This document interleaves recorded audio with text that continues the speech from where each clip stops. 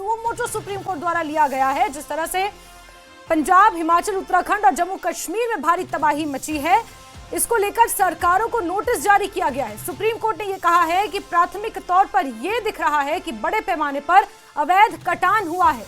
Supreme court ने स्वतः संज्ञान लेते हुए ये कड़ी टिप्पणी की है। इस पर 3 हफ्ते में सरकार से जवाब मांगा है।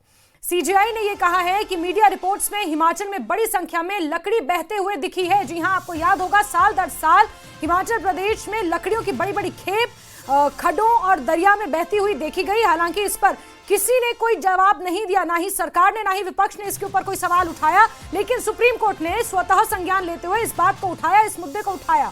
और सुप्रीम कोर्ट ने, सीजेआई ने यह कहा कि बड़े पैमाने पर लकड़ियां बहते हुए दिखी, ये गंभीर मामला है, जिस पर सॉलिसिटर जनरल ने कहा कि हमने प्रकृति से छेड़छाड़ की है। अब हमें उसी का जवाब प्रकृति दे रही है। शंकर आनंद हमारे सहयोगी जुड़े हुए हैं। शंकर, सुप्रीम कोर्ट ने सुओ मोटो इस पर लिया है, स्वतः संज्ञान लिया है और बड़ी चिंता व्यक्त की है, खासतौर पर हिमाचल प्रदेश में जो अवैध कटान हो रहा है उसको लेकर।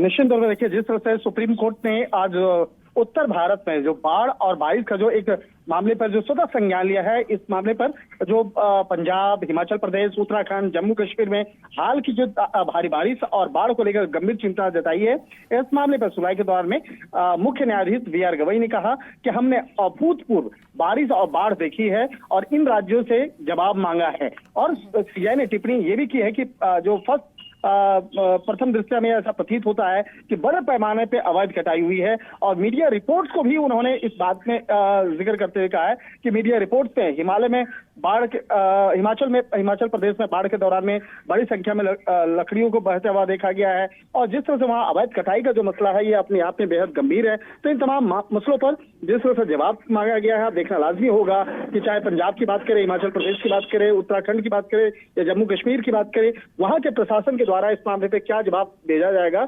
और इस मामले पर जब आगे की सुनवाई होगी, अगली जो सुनवाई होगी, वो देखना बेहद महत्वपूर्ण होगा। इस मामले में सुप्रीम कोर्ट ने यह भी कहा है कि जिस तरह से उत्तराखंड, हिमाचल प्रदेश, पंजाब में अभूतपूर्व जो एक कहा जा सकता है भूस्खलन और बाढ़ देखा गया है, इस तरह का मामला पहले नहीं आता था। तो इसकी वजह क्या रही है, इस मामले पर एक रिपोर्ट मांगी गई है। तो एक तरह से कहा जा सकता है कि आज सुप्रीम कोर्ट इस मामले को लेकर बेहद संजीदा नजर आई और ये जो सुओ मोटो वाले मामले में जवाब मांगा गया है, तो एक तरह से कहा जा सकता है कि उन तमाम तस्वीरों को, जिसमें कि और खासकर उन तस्वीरें और वीडियो का हवाला उसमें दिया गया है, जो बकायदा इस मामले पे कई तस्वीरों और वीडियो में साफ तौर पे देखा जा रहा था कि भारी मात्रा में जो लकड़ियां हैं वो बहती हुई नजर आ रही हैं। तो इसका मतलब है कि अगर प्रकृति के साथ आप खिलवाड़ करते हैं तो निश्चित तौर पे उसका ये असर होता है। और यहाँ पर इस बात को भी आज कोर्ट में सुनवाई के दौरान में